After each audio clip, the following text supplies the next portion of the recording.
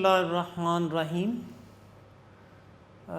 Here I am welcome to all of you for biology paper presentation for class 9th, and my name is Muhammad Saeed Ahsan, and I've been working in unique group of institution for the last 20 years, and I'm very grateful, dear students, for the UGI कि हर साल की तरह इस साल भी unique group of institution ने अपने बच्चों को सहूलत देने के लिए ये प्रेजेंटेशन का एहतमाम किया है।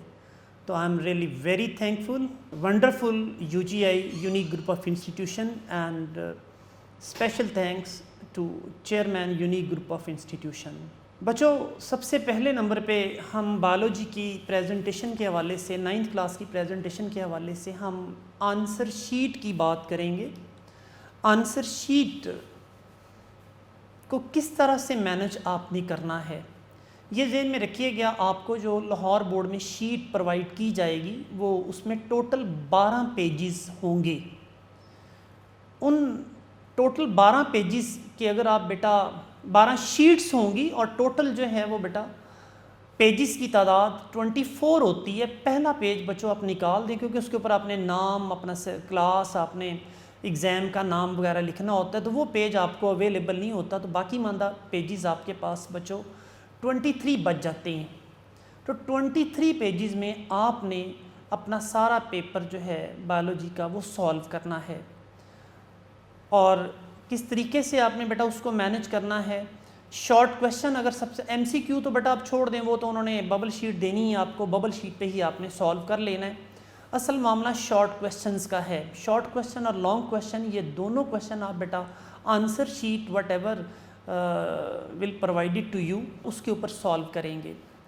तो उसमें बेटा शॉर्ट क्वेश्चन की अगर बात की जाए तो अगर एक सफ़े के ऊपर 2 शॉर्ट क्वेश्चन अगर कर दिए जाएं तो 4 पेजेस पर शॉर्ट क्वेश्चन बेटा आ जाएंगे।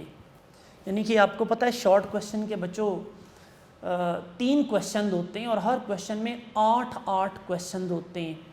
तो 4 पेजेस अगर आप एक शॉर्ट क्वेश्चन और 4 पेजेस फिर दूसरे और इस तरह 4 पेजेस ही तीसरे के लिए इस्तेमाल करें तो टोटल बेटा आपके पास 12 पेजेस बन जाएंगे। इस तरह आप 12 पेजेस कंज्यूम कर लेंगे, यानी कि आपके पास 23 पेजेस में से 12 पेजेस आप कंज्यूम कर लेंगे, बाकी आपके पास 11 पेजेस बच जाएंगे। तो 11 पेजेस बच्चों एनफ है। लेकिन कई आपको पता है क्वेश्चन ऐसे भी होते हैं शॉर्ट जो एक सफ़े पे 3 भी आ जाते हैं, लेकिन हम अगर बेटा बहुत बड़ा भी लिखें तो उस लिहाज से भी आप आसानी से इसे मैनेज कर लेंगे। तो 4 पेजेस को अगर 4 पेजेस एक शॉर्ट क्वेश्चन के लिए आए जिसमें आपने 8 करने होते हैं, तो टोटल फिर इस तरीके से आपके पास बच्चों 12 पेजेस इस्तेमाल हो जाएंगे। बाकी मानदा जो 11 पेजेस हैं उसमें 5.5 पेजेस पर लॉन्ग क्वेश्चन आप रख लें। तो मेरा नहीं ख्याल बेटा कि आपके लिए कोई मुश्किल हो, तो 5.5 पेजेस, या अगर कोई लंबा क्वेश्चन उसके लिए 6 पेजेस रख लें, अगर कोई छोटा है लॉन्ग तो उसमें 5 पेजेस रख लें। तो इस तरह 11 पेजेस में ही आपको बेटा उसे मैनेज करना है। तो ये ना हो आप पहले बेटा बड़ा लिखते रहें, डायग्राम को खुला बनाते रहें, तो या शॉर्ट क्वेश्चन में स्पेस ज़्यादा दे दें तो आप मिस मैनेज करें। इस तरह बेटा नहीं आपने करना, क्योंकि एक अच्छे स्टूडेंट की बेटा पहचान ये होती है कि सारे पेपर के अंदर यूनिफॉर्मिटी होती है, एक जैसा तसलसल होता है, और फिर ही हम बच्चों पोजीशन जो है वो विन कर सकते हैं।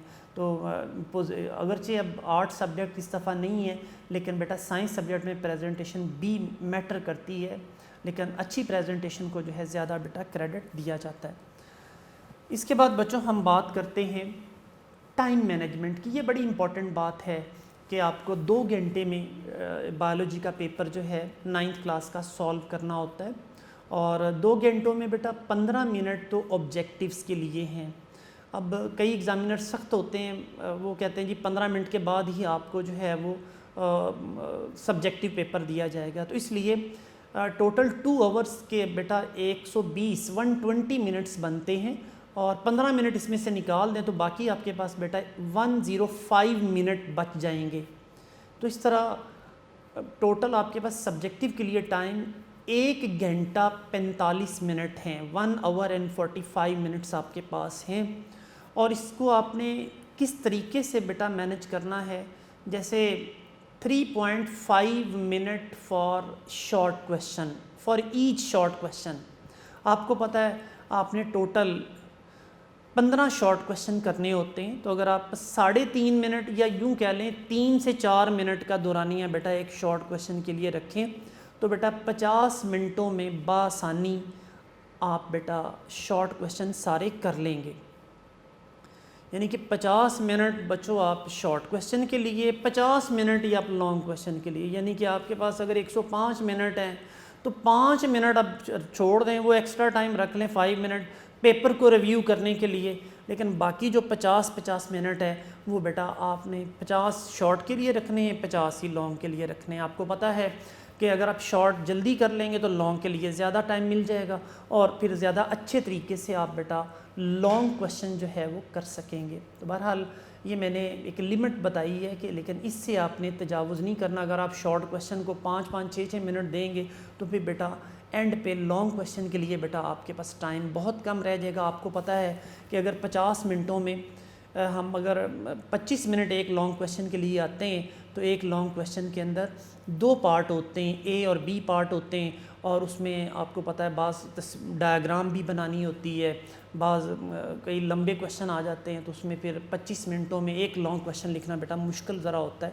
तो इसलिए बेटा अगर आप शॉर्ट क्वेश्चन में थोड़ा टाइम आप बचा लें तो फिर लॉन्ग क्वेश्चन को ज़्यादा एहसन अंदाज से बच्चों आप कर सकेंगे।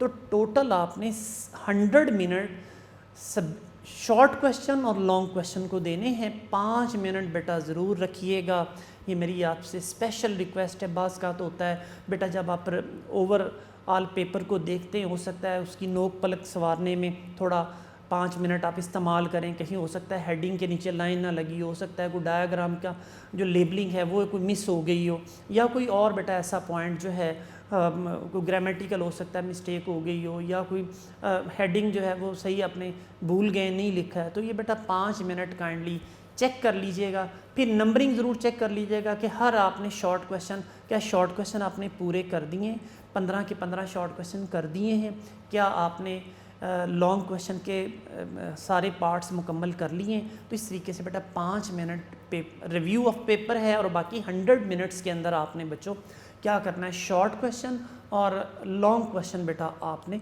परफॉर्म करने लिखने हैं।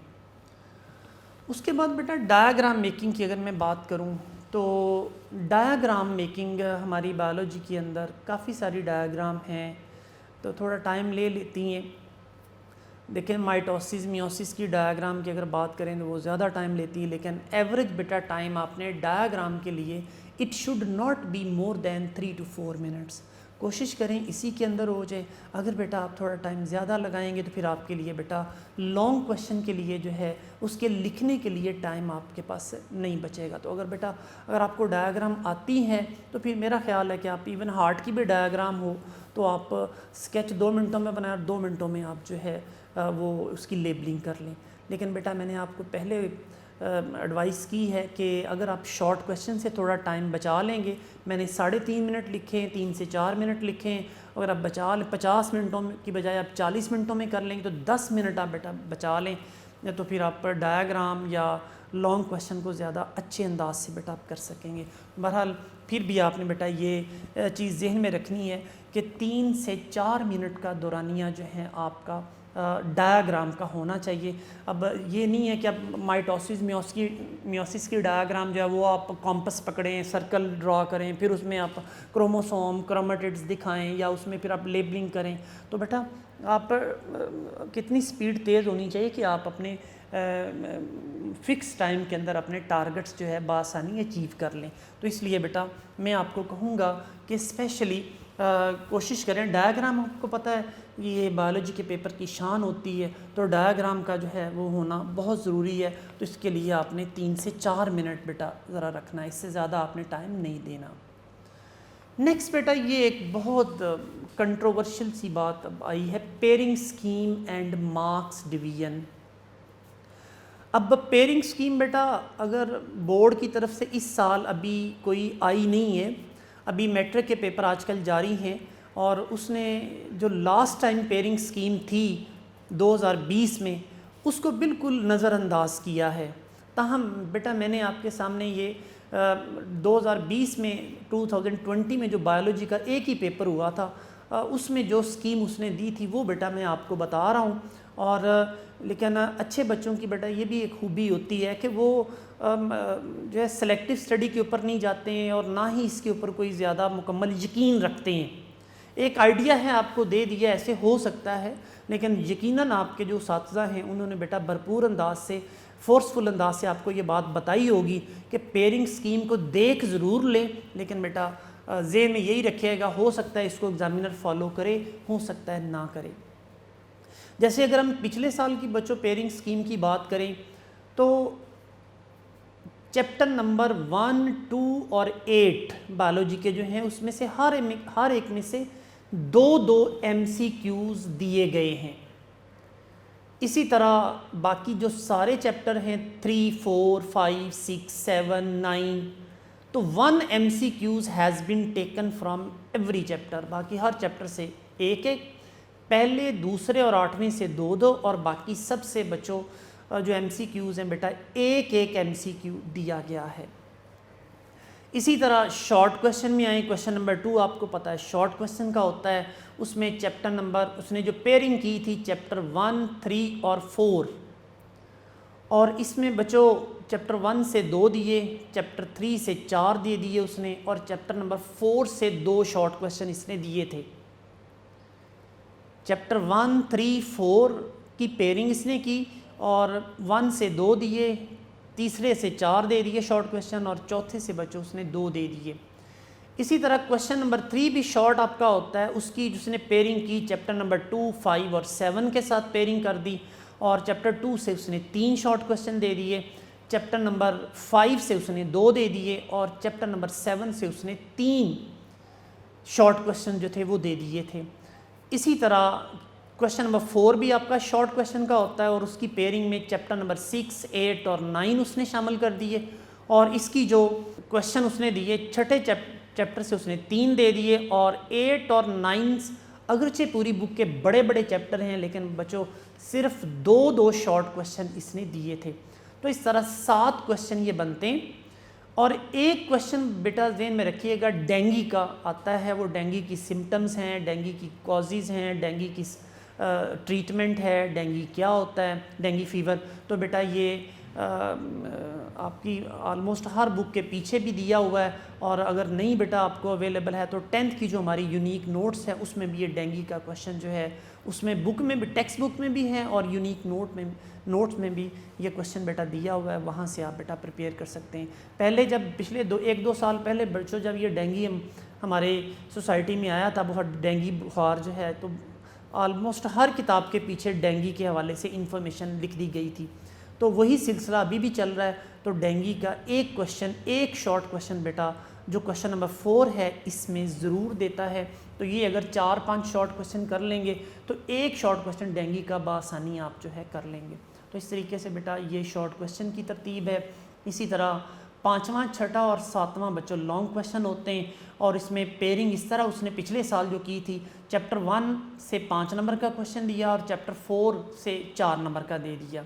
इसी तरह क्वेश्चन नंबर 6 की बात करें तो इसमें पहला पार्ट चैप्टर नंबर 5 से दे दिया और दूसरा पार्ट चैप्टर नंबर 7 से उसने दे दिया था, और आखिरी जो लॉन्ग क्वेश्चन है बेटा क्वेश्चन नंबर 7, इसमें चैप्टर नंबर 8 से पहला पार्ट और चैप्टर नंबर 9 से चौथा पार्ट उसने दे दिया। तो इस तरह उसने दूसरे और तीसरे चैप्टर को बच्चों नज़रअंदाज कर दिया था, और इसी तरह उसने छठे चैप्टर को भी नज़रअंदाज कर दिया था।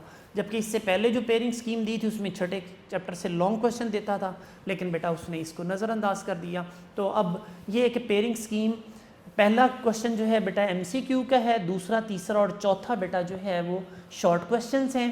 8-8 आते हैं हर एक में से और होते हैं, और 5-5 करने होते हैं, और चौथे में से चौथा शॉर्ट क्वेश्चन में एक डेंगू का क्वेश्चन होता है। 5वां, 6ठा और 7वां जो है इसमें बेटा ये लॉन्ग क्वेश्चन है और इसमें 2 करने होते हैं। तो इस तरीके से बेटा ये pairing scheme once again I repeat कि आपने इसको देख ज़रूर लें, लेकिन बेटा आपने फॉलो बिल्कुल मुकम्मल तौर पे नहीं करना है, क्योंकि हो सकता है वो इसको भी इससे भी डिविएट करे, हो सकता है कोई मुख्तलिफ सिलेक्शन जो है वो कर ले। तो बहरहाल ये पिछले साल की बेटा पेयरिंग स्कीम है। इसके अलावा बोर्ड ने कोई प्रॉपरली किसी इदारे में या किसी भी जगह पे उसने वेबसाइट वगैरह पे किसी जगह कोई पेयरिंग स्कीम जो है और मार्क्स डिवीजन नहीं दी। उसके बाद बेटा कुछ और पॉइंट्स ख़ास तौर पे हमारे जो टॉपर्स हैं उनके लिए हैं। क्वेश्चन नंबर 1 आपको पता है MCQs होते हैं और कुछ बातें हैं बेटा MCQs के हवाले से आपको पता है हमें तो एक एक नंबर हमारा कीमती होता है और हमने तो बिल्कुल हर नंबर को एक जैसी अहमियत देनी है। तो कुछ पॉइंट्स MCQ के हवाले से, एक तो बेटा ओवर राइटिंग और डिलीटिंग नहीं होनी चाहिए, ये बात लिख लें। अच्छी तरह सोच समझ के आपने बच्चों ये बबल फिल करने हैं करेक्ट ऑप्शन के। इसी तरह रिमूवर आपने इस्तेमाल नहीं करना। आप कहेंगे जी मैंने रिमूवर इस्तेमाल कर लिया लेकिन वो नज़र नहीं आ रहा था, लेकिन आपको पता है बेटा ये जो बबल शीट होती है ये बेटा कंप्यूटराइज चेकिंग होती है। तो जब वो कंप्यूटर के ऊपर रखते हैं इतनी तेज़ लाइट पड़ती है कि वो रिमूव किया हुआ हिस्सा भी वो जांच लेता है, तो वो आपका गलत हो जाता है। तो इस तरीके से बच्चों ओवर राइटिंग और डिलीटिंग नहीं होनी चाहिए और ना ही बेटा रिमूवर का इस्तेमाल होना चाहिए। MCQs की मैं बात कर रहा हूँ, मैं बार बार कह रहा हूँ, हमारा एक आध नंबर अगर कट गया तो बेटा आगे वाले हिस्से से हम वो उस नंबर की तलाफ़ी जो है वो नहीं कर सकेंगे। इसके अलावा बेटा सोर्सेज फॉर MCQs प्रेपरेशन के कहाँ से बेटा इसके MCQs प्रिपेयर किए जाएँ।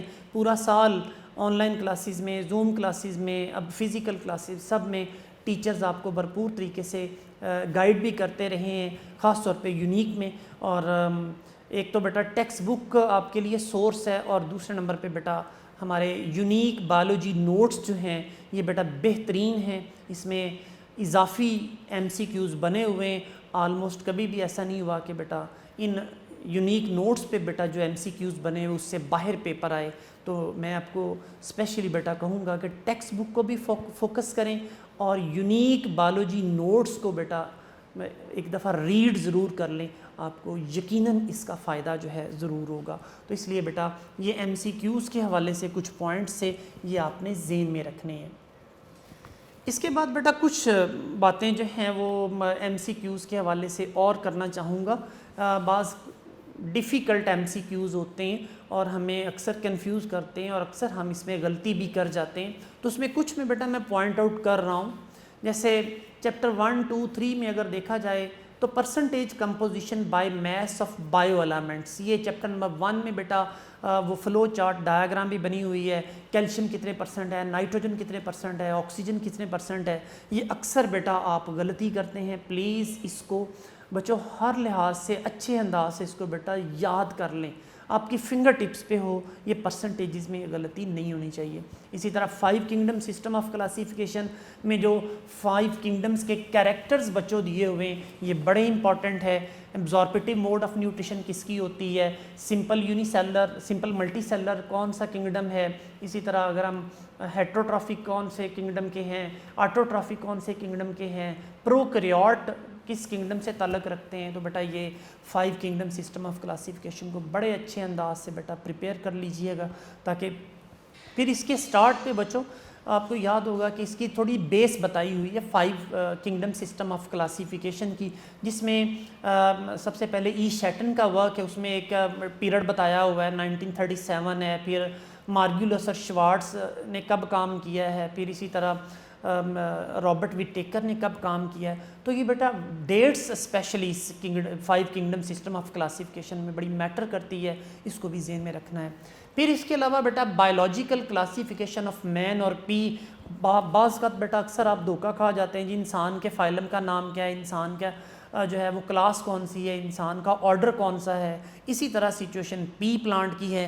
तो बेटा बायोलॉजिकल क्लासिफिकेशन दोनों की दी हुई है, वाज़िया तौर पे दी हुई है। तो काइंडली जल्दबाजी का मुजाहरा आपने नहीं करना है, अच्छे अंदाज से सोच समझ के बेटा ये इसके सही सही ऑप्शंस को आपने फिल करना है। इसी तरह टैक्सोनॉमिक हायरार्की की बात करें तो बेटा टैक्सोनॉमिक हायरार्की में वो आपको पता है लैडर बना हुआ है, ये टैक्सा का, जिसमें स्पीशीज़ है, जीनस है, फैमिली, ऑर्डर, क्लास, फाइलम। तो ये बेटा एक टैक्सोनॉमिक हायरार्की का ऑर्डर आपने ज़रूर ज़हन में रखना है।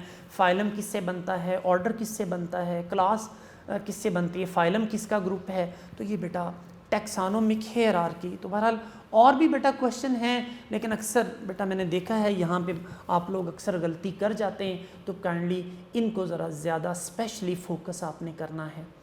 फिर इसी तरह बेटा चैप्टर 4, 5, 6 की बात की जाए तो इसमें सेल ऑर्गेनेलीज आ जाते हैं, इसकी ख़ास तौर पे स्ट्रक्चर है, फिर इसमें कुछ डेट्स भी मेंशन्ड हैं, फिर इसी तरह इनके फंक्शंस हैं, ये इम्पॉर्टेंट हैं चैप्टर 4 में। इसी तरह को फैक्टर्स की अगर बात की जाए तो इसमें बेटा अक्सर बच्चे अभी तक गलती करते हैं। आपको पता है कि को फैक्टर्स क्या होते हैं, इनकी ऑर्गेनिक और इनऑर्गेनिक की एग्जांपल्स कौन सी हैं, फिर ऑर्गेनिक में फिर इसके अलावा बेटा जो लूजली अरेंज्ड होते हैं वो को एंजाइम है, उनकी एग्जांपल्स दी हुई हैं। वो टाइटली जो पैक्ड होते हैं वो बेटा प्रोस्थेटिक ग्रुप है, उसकी एग्जांपल्स दी हुई हैं। तो को फैक्टर्स वाला पॉइंट जो है ये कैरेक्टरिस्टिक्स ऑफ एंजाइम में बेटा स्पेशली दिया हुआ है, इसको भी भरपूर अंदाज से फोकस कीजिएगा। फिर बेटा अगर हम 5वें चैप्टर की बात करें तो अक्सर हम बेटा सही तौर पे लिख नहीं पाते। इंटरफेज में G1 में क्या होता है, एस फेज़ में क्या होता है, G2 में बेटा क्या होता है। तो ये भी अभी हमारी जो है बेटा अभी इसमें मिस्टेक्स होती हैं, तो बेटा इसको स्पेशली आपने अच्छी तरह तैयार कर लेना है कि G1 में क्या हुआ है, GS में क्या होता है, G2 में क्या होता है।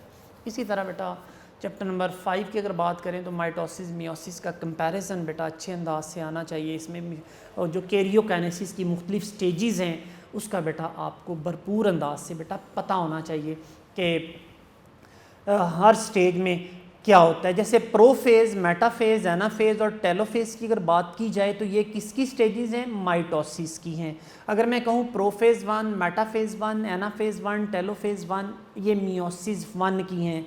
इसी तरह अगर प्रोफेज़ 2, मेटाफेज़ 2, एनाफेज़ 2 और टेलोफेज़ 2 जो है ये बेटा मियोसिस 2 की हैं। तो बहरहाल बेटा बिल्कुल यहाँ पे आपको कन्फ्यूजन का शिकार नहीं होना चाहिए। जब आपने एक अच्छी तरह अच्छे अंदाज से बेटा ये चीज़ें तैयार की होंगी तो बेटा आप इसमें गलती नहीं करेंगे। एनाफेज़ ख़ास तौर पे जब आप एनाफेज़ में आप गलती कर जाते हैं कि माइटोसिस के एनाफेज़ में क्या होता है, मियोसिस की एनाफेज़ 1 या 2 में क्या होता है, तो ये बेटा स्पेशल इनको फोकस आपने करना है। इसी तरह बेटा अगर हम लास्ट जो 3 चैप्टर्स हैं, इसमें चैप्टर नंबर 7 है, 8 है, 9 है, इसकी बच्चों अगर बात की जाए तो इसमें specially molecular structure of ATP है। इसके ऊपर एनर्जी ट्रांसफ़र मॉलिक्यूल के तौर पे किसने बताया था, फिर किसने इसके बारे में डिस्कवरी इसकी एटीपी की किसने की थी, उसकी टाइम भी आपने याद रखना है। फिर इसके अंदर कितने सब यूनिट्स होते हैं वो आपको आने चाहिए। फिर इसमें जो लास्ट 2 बॉन्ड्स होते हैं, जो वीक बॉन्ड होते हैं जिनसे एनर्जी रिलीज होती है, उसको हम किससे रिप्रेजेंट करते हैं। तो ये बेटा मॉलिक्यूलर स्ट्रक्चर ऑफ एटीपी अक्सर इसमें बच्चे गलती करते हैं। फिर एक एटीपी का मॉलिक्यूल तो टूटे तो उससे कितनी एनर्जी खारिज होती है, कितनी एनर्जी रिलीज़ होती है, ये बेटा भी इम्पॉर्टेंट है। फिर वाइटामिन्स, ये बहुत इंपॉर्टेंट है भाई, इसमें इसके सोर्सेज आपको आने चाहिए, वाइटामिन के फंक्शन आने चाहिए। स्पेशली बेटा मैं ये बता रहा हूँ कि टेबल की सूरत में आपको बेटा इसे अच्छी तरह जो है प्रिपेयर करना है। तो वाइटामिन्स में ख़ास तौर पे इसकी डेफिशिएंसी सिम्टम्स क्या होती, कौन सी बीमारियाँ किस विटामिन की कमी से होती हैं, ये बेटा स्पेशली ये भी इम्पॉर्टेंट है।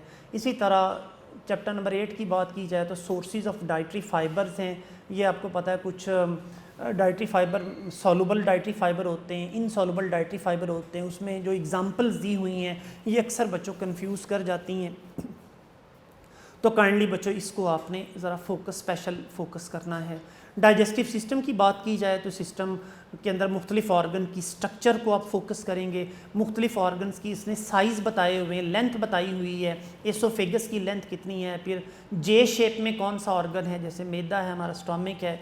इसी तरह बच्चों हमारी लार्ज इंटेस्टाइन के कितने पार्ट हैं। तो इस तरह ये पूरा डाइजेस्टिव सिस्टम बहुत से बेटा पॉइंट्स हैं जो बेटा कंफ्यूज करते हैं। फिर लीवर वाला पॉइंट बहुत ही इंपॉर्टेंट है, जिसमें वो लीवर का साइज़ है, शेप है, वेट है, तो ये चीज़ें बेटा बड़ी मैटर करती हैं। इसी तरह चैप्टर 9 में हार्ट की, अगर हार्ट का वेट आपको ज़हन में होना चाहिए कि हमारे हार्ट का वेट कितना है, हमारे हार्ट का साइज़ कितना है। इसी तरह चैप्टर नंबर 9 से कंपोजिशन ऑफ ब्लड जो है, इसमें प्लाज्मा और ब्लड सेल, इसमें भी बेटा काफ़ी ऐसे पॉइंट्स हैं, जैसे प्लाज्मा में वाटर की परसेंटेज क्या है, दूसरे साल्ट की परसेंटेज क्या है।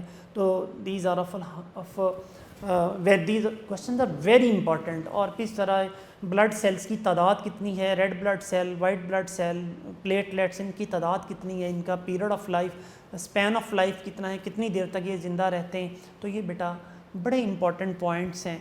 इनमें अक्सर आप गलती कर जाते हैं, एक आध नंबर बेटा इससे कट जाता है, लेकिन please care should be taken, specially जब इस किस्म के MCQs इन चैप्टरों से बेटा आते हैं। तो इसी तरह बेटा शॉर्ट क्वेश्चंस की भी हम बात करें तो आपको मैंने पहले बता दिया है, चैप्टर 1, 3, 4 से एक शॉर्ट क्वेश्चन आता है, इसमें से 8 आते हैं। फिर क्वेश्चन नंबर 3 है, ये भी शॉर्ट का है, इसकी जो पेयरिंग है 2, 5, 7 है।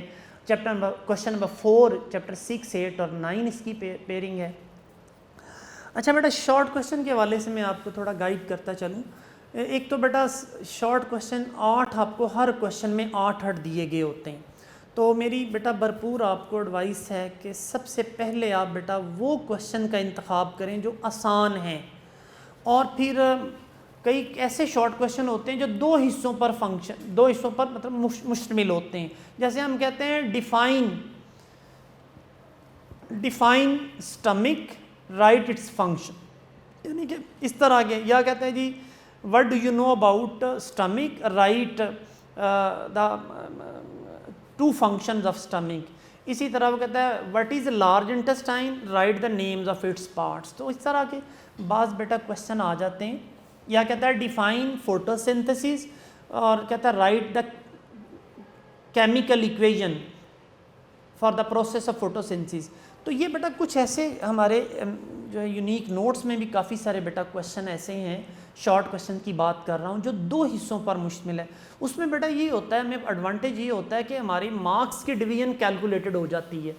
अगर सम टाइम बस का कहता है what do you know about binomial nomenclature, तो ये एक बड़ा कंफ्यूज सी बात आ जाती है कि उसमें डेफिनेशन पूछ रहा है, इसके रूल्स पूछ रहा है, आपके जहन में आता है कि यार पता नहीं इसमें क्या क्या चीज़ें लिख दी जाएँ। तो बहरहाल इसी तरह what do you know about digestion, अगर तो उसमें आप एक तो डेफिनेशन देते हैं, फिर आप कहते हैं ये डाइजेस्टिव सिस्टम इसमें जो है वो रोल प्ले करता है, फिर उसके ऑर्गन, अगर वो हो कि defined digestion, right the parts of the digestive system. तो इस तरह बेटा ये जो क्वेश्चन इस तरह का होता है, उसमें कैलकुलेशन आपकी आसानी से हो जाती है और आप बड़े होपफुल हो जाते हैं कि आपको पूरे नंबर जो है वो मिल जाएं। तो इसलिए बेटा once again I specially focus that preferences to easy questions and especially the question comprises 2 parts, जो 2 हिस्सों पर मुश्तमिल है, उसको बेटा ज़रा जो है आप तरजीह दें। फिर इसी तरह बेटा अगर बाज़ का आखिर में जो मैंने लिखा है, in case of definition examples should be given, बाज़ का तो होता है कि डेफिनेशन सिर्फ दी गई होती, पूछी गई होती है। तो बाज़ का अगर डेफिनेशन ही सिर्फ दी गई है तो बेटा अगर हमारे सिलेबस के अंदर उस डेफिनेशन के साथ कोई एग्जाम्पल दी हुई है, जैसे वो कहता है डिफाइन विटामिन, आप सिर्फ डिफाइन करके बात ख़त्म ना करें, उसके साथ एग्जाम्पल ज़रूर लिख दें, विटामिन ए है, बी है, सी है, डी है। तो इस तरह अगर तो बुक के अंदर बेटा डेफिनेशन के साथ एग्जाम्पल दी हुई है, तो अगर पेपर में ना भी पूछी जाए तो फिर भी बेटा ये आप एग्जाम्पल ज़रूर दें। वंस अगेन आई रिपीट, अगर डेफिनेशन सिर्फ पूछी जाए, अगर बुक के अंदर उसकी कोई एग्जांपल मौजूद है तो प्लीज़ उसको तरजीह दें, उसको बेटा ज़रूर लिखा जाए। लेकिन अगर कोई ऐसी भी डेफिनेशनें हैं जिनकी कोई एग्जांपल हमारी बुक में नहीं दी हुई, तो अगर नहीं दी हुई तो फिर आप नहीं लिखेंगे। अगर डेफिनेशन पूछी गई और बुक में एग्जांपल है तो आप बेटा ज़रूर देंगे। तो इस बात को आपने जहन में रखना है। तो इस तरीके से ये शॉर्ट क्वेश्चन के हवाले से बेटा स्पेशल कुछ पॉइंट्स से इसको आपने जहन में रखना है। उसके बाद ये भी बड़ा एक इम्पॉर्टेंट पॉइंट है कि जो अच्छे बच्चे होते हैं वो शॉर्ट क्वेश्चन में भी कुछ डायाग्राम्स को बनाने को तरजीह देते हैं, क्योंकि डायाग्राम का इम्प्रेशन बेटा बायोलॉजी के पेपर के अंदर बहुत अहम होता है और बड़ा लॉन्ग लास्टिंग जिसे कह सकते हैं कि ज़्यादा मैक्सिमम नंबर लेने में बड़ा रोल प्ले करता है। जैसे बायो एलिमेंट्स पूछा जाए तो बेटा बायो एलिमेंट्स की डेफिनेशन आप बता दें और उनमें कुछ एग्जांपल दे दें और जल्दी से फ्लो चार्ट बना दें जितने इतने परसेंट है। इसी तरह टेक्सानोमिक हायरार्की फ़र्ज़ करें अगर पूछी जाती है तो आप लैडर दिखा दें। ऑर्गेनेली कोई पूछा जाता है तो छोटी सी डायग्राम जल्दी से 1 आध मिनट लगा के बेटा बना दें। इसी तरह अगर passage of molecules into and out of cell आपको पता है ऑस्मोसिस की डायग्राम छोटी सी दी हुई है, फिल्ट्रेशन की दी हुई है, फिर इस तरह एक्टिव ट्रांसपोर्ट की एक डायग्राम दी हुई है। तो बेटा मैं कहूँगा कि इन क्वेश्चंस को अगर आ जाए तो कोशिश करें थोड़ी डायग्राम उसकी ज़रूर बन जाए, बड़ा अच्छा असर जो है ये छोड़ेगा।